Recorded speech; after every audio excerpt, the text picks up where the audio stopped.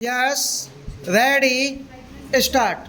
Sir, let me refer to the defense. I will take this opportunity to clarify my stand.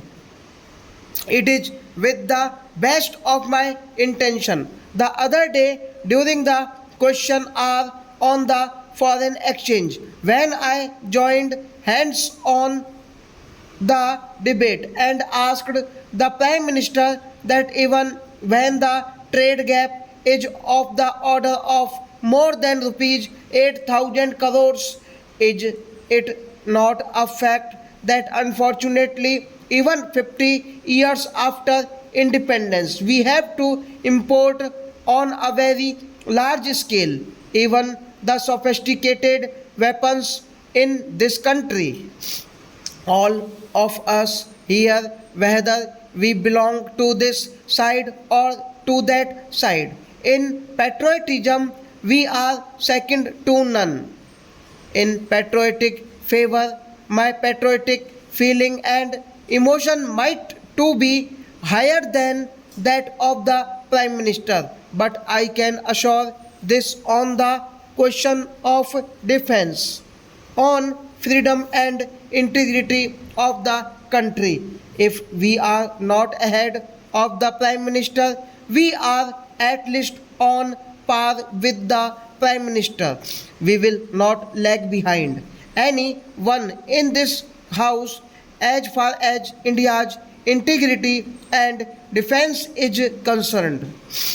That is the feeling with which we speak. All that we want is this: we do not want any umbrella. As far as defense is concerned, tomorrow, even if Pakistan does make a decision and it generates bomb, as a man of nuclear physics, let me say that we can also generate a bomb in no time. The day we had the Pokhran explosion, it was a very wonderful work done by our Indian scientists. Hats off to them. I wrote my article on that. We have already had the experiment of nuclear explosion and implosion for peaceful purposes. As a student of nuclear physics, let me tell you that the initial 5 to 6 processes starting from the separation of uranium isotopes are quite common to both the processes. You reach a particular stage, a little more jump, and you go to the nuclear weapons.